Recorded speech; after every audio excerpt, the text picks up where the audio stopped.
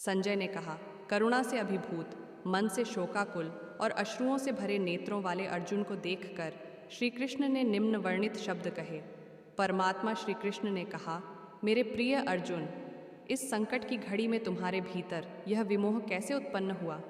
यह सम्माननीय लोगों के अनुकूल नहीं है। इससे उच्च लोगों की प्राप्ति नहीं होती, अपितु अपयश प्राप्त होता है।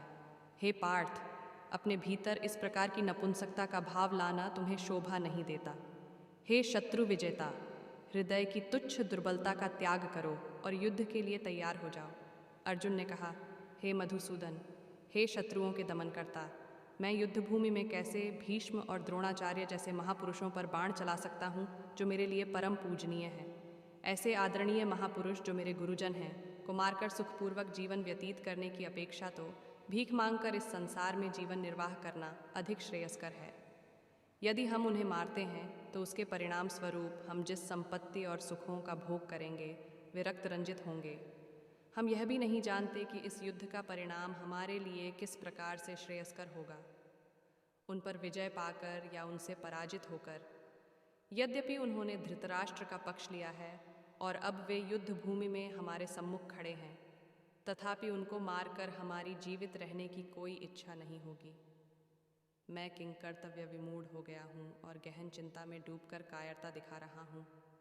मैं आपका शिष्य हूँ और आपके शरणागत हूँ। कृपया मुझे निश्चय ही यह उपदेश दें कि मेरा हित किसमें है। मुझे ऐसा कोई उपाय नहीं सूझता जो मेरी इंद्रियों को सुखाने वाले इस शोक को दूर कर सके।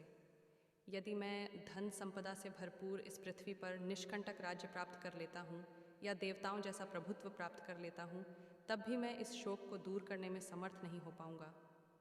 संजय ने कहा। ऐसा कहने के पश्चात गुड़ाकेश, शत्रुओं का दमन करने वाला अर्जुन, ऋषिकेश कृष्ण से बोला, हे गोविंद, मैं युद्ध नहीं करूंगा, और शांत हो गया। हे भरतवंशी धृतराष्ट्र। तत्पश्चात दोनों पक्षों की सेनाओं के मध्य शोककुल अर्जुन से कृष्ण ने प्रसन्न होते हुए ये वचन कहे। परम भगवान ने कहा, तुम विद्वतापूर्ण वचन कहकर भी उनके लिए शोक कर रहे हो जो शोक के पात्र नहीं हैं। बुद्धिमान पुरुष न तो जीवित प्राणी के लिए शोक करते हैं और न ही मृत के लिए। ऐसा कोई समय नहीं था कि जब मैं नहीं था या तुम नहीं थे और ये सभी राजा न रहे हों, और ऐसा भी नहीं है कि भविष्य में हम सब नहीं रहेंगे। जैसे देहधारी आत्मा इस शरीर में बाल्यावस्था से तरुणावस्था और वृद्धावस्था की ओर निरंतर अग्रसर होती है, वैसे ही मृत्यु के समय आत्मा दूसरे शरीर में चली जाती है। बुद्धिमान मनुष्य ऐसे परिवर्तन से मोहित नहीं होते। हे कुंती पुत्र, इंद्रिय और उसके विषयों के संपर्क से उत्पन्न सुख तथा दुख का अनुभव क्षण भंगुर है। ये स्थायी न होकर सर्दी तथा गर्मी की ऋतुओं के आने जाने के समान है। हे भरतवंशी, मनुष्य को चाहिए कि वह विचलित हुए बिना उनको सहन करना सीखे। हे पुरुषों में श्रेष्ठ अर्जुन, जो मनुष्य सुख तथा दुख में विचलित नहीं होता और इन दोनों परिस्थितियों में स्थिर रहता है, वह वास्तव में मुक्ति का पात्र है। अनित्य शरीर का चिरस्थायित्व नहीं है और शाश्वत आत्मा का कभी अंत नहीं होता है। तत्वदर्शियों द्वारा भी इन दोनों की प्रकृति के अध्ययन करने के पश्चात निकाले गए निष्कर्ष के आधार पर इस यथार्थ की पुष्टि की गई है। जो पूरे शरीर में व्याप्त है, उसे ही तुम अविनाशी समझो। उस अनश्वर आत्मा को नष्ट करने में कोई भी समर्थ नहीं है, केवल भौतिक शरीर ही नश्वर है, और शरीर में व्याप्त आत्मा अविनाशी, अपरिमेय तथा शाश्वत है। अतः हे भरतवंशी, युद्ध करो। वह जो यह सोचता है कि आत्मा को मारा जा सकता है या आत्मा मर सकती है, वे दोनों ही अज्ञानी हैं। वास्तव में आत्मा न तो मरती है और न ही उसे मारा जा सकता है। आत्मा का न तो कभी जन्म होता है, न ही मृत्यु होती है, और न ही आत्मा किसी काल में जन्म लेती है और न ही कभी मृत्यु को प्राप्त होती है। आत्मा अजन्मा, शाश्वत, अविनाशी और चिर नूतन है। शरीर का विनाश होने पर भी इसका विनाश नहीं है पार्थ। वह जो यह जानता है कि आत्मा अविनाशी, शाश्वत, अजन्मा और अपरिवर्तनीय है, वह किसी को कैसे मार सकता है या किसी की मृत्यु का कारण हो सकता है। जिस प्रकार से मनुष्य अपने फटे पुराने वस्त्रों को त्याग कर नए वस्त्र धारण करता है, उसी प्रकार मृत्यु होने पर आत्मा पुराने तथा व्यर्थ शरीर को त्याग कर नया शरीर धारण करती है। किसी भी शस्त्र द्वारा आत्मा के टुकड़े नहीं किए जा सकते। न ही अग्नि आत्मा को जला सकती है, न ही जल द्वारा उसे गीला किया जा सकता है, और न ही वायु इसे सुखा सकती है। आत्मा अखंडित और अज्वलनशील है। इसे न तो गीला किया जा सकता है और न ही सुखाया जा सकता है। यह आत्मा शाश्वत, सर्वव्यापी, अपरिवर्तनीय, अचल और अनादि है। इस आत्मा को अदृश्य, अचिंतनीय और अपरिवर्तनशील कहा गया है। यह जानकर हमें शरीर के लिए शोक प्रकट नहीं करना चाहिए। यदि तुम यह सोचते हो कि आत्मा निरंतर जन्म लेती है और मरती है, तब ऐसी स्थिति में भी, हे महाबाहु अर्जुन, तुम्हें इस प्रकार से शोक नहीं करना चाहिए। जो जन्म लेता है उसकी मृत्यु निश्चित है, और मृत्यु के पश्चात पुनर्जन्म भी अवश्यम भावी है। अतः तुम्हें अपरिहार्य के लिए शोक नहीं करना चाहिए। हे भरतवंशी, समस्त जीव जन्म से पूर्व अव्यक्त रहते हैं, जन्म होने पर व्यक्त हो जाते हैं और मृत्यु होने पर पुनः अव्यक्त हो जाते हैं। अतः ऐसे में शोक व्यक्त करने की क्या आवश्यकता है? कुछ लोग आत्मा को एक आश्चर्य के रूप में देखते हैं, कुछ लोग इसे आश्चर्य बताते हैं और कुछ इसे आश्चर्य के रूप में सुनते हैं, जबकि अन्य लोग इसके विषय में सुनकर भी कुछ समझ नहीं पाते हैं। हे अर्जुन, शरीर में निवास करने वाली आत्मा अविनाशी है, इसलिए तुम्हें किसी प्राणी के लिए शोक नहीं करना चाहिए। इसके अलावा एक योद्धा के रूप में अपने कर्तव्य पर विचार करते हुए तुम्हें उसका त्याग नहीं करना चाहिए। वास्तव में योद्धा के लिए धर्म की रक्षा हेतु युद्ध करने के अतिरिक्त अन्य कोई विकल्प नहीं होता। हे पार्थ, वे क्षत्रिय भाग्यशाली होते हैं जिन्हें बिना इच्छा किए धर्म की रक्षा हेतु युद्ध के ऐसे अवसर प्राप्त होते हैं जिसके कारण उनके लिए स्वर्ग के द्वार खुल जाते हैं। यदि फिर भी तुम इस धर्म युद्ध का सामना नहीं करना चाहते, तब तुम्हें निश्चित रूप से अपने सामाजिक कर्तव्यों की उपेक्षा करने का पाप लगेगा और तुम अपनी प्रतिष्ठा खो दोगे। लोग तुम्हें कायर और भगोड़ा कहेंगे। एक सम्माननीय व्यक्ति के लिए अपयश मृत्यु से बढ़कर है। जिन महान योद्धाओं ने तुम्हारे नाम और यश की सराहना की है, वे सब यह सोचेंगे कि तुम भय के कारण युद्ध भूमि से भाग गए और उनकी दृष्टि में तुम अपना सम्मान गंवा दोगे। तुम्हारे शत्रु तुम्हारी निंदा करेंगे और कटु शब्दों से तुम्हारा मानमर्दन करेंगे और तुम्हारी सामर्थ्य का उपहास उड़ाएंगे। तुम्हारे लिए इससे पीड़ादायक और क्या हो सकता है? हे कुंती पुत्र, यदि तुम युद्ध करते हो, फिर या तो तुम मारे जाओगे और स्वर्गलोक प्राप्त करोगे, या विजयी होने पर पृथ्वी के साम्राज्य का सुख भोगोगे। इसलिए हे कुंती पुत्र, उठो और दृढ़ संकल्प के साथ युद्ध करो।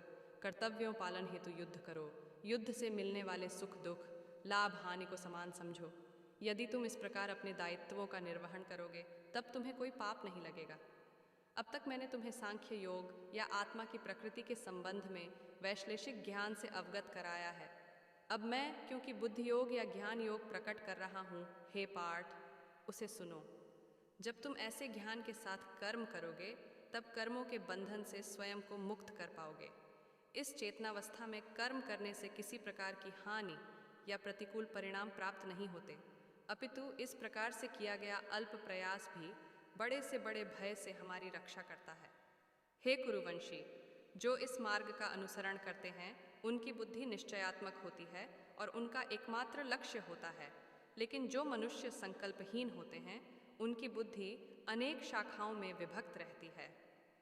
अल्पज्ञ मनुष्य वेदों के आलंकारिक शब्दों पर अत्यधिक आसक्त रहते हैं, जो स्वर्गलोक का सुख भोगने के प्रयोजनार्थ दिखावटी कर्मकांड करने की अनुशंसा करते हैं और जो यह मानते हैं कि इन वेदों में कोई उच्च सिद्धांतों का वर्णन नहीं किया गया है।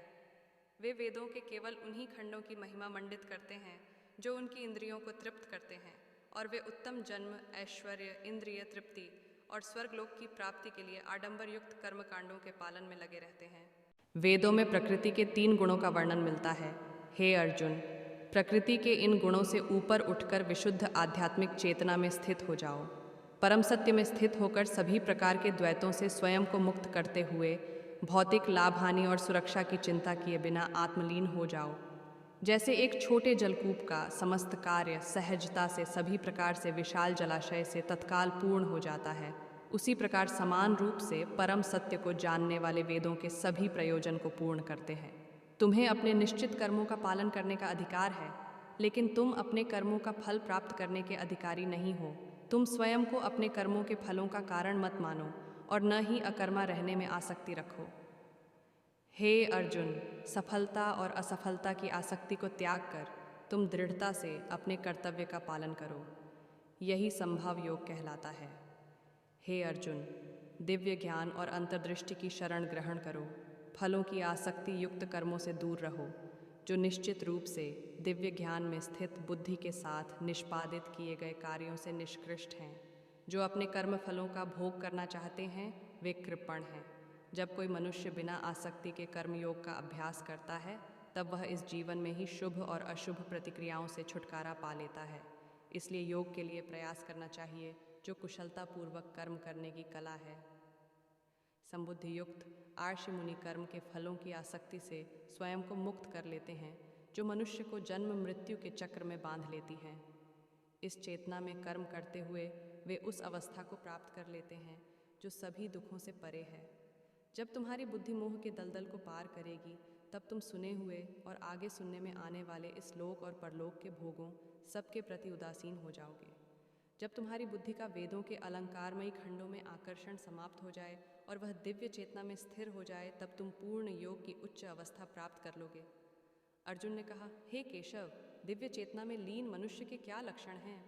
वह सिद्ध पुरुष कैसे बोलता है, कैसे बैठता है और कैसे चलता है?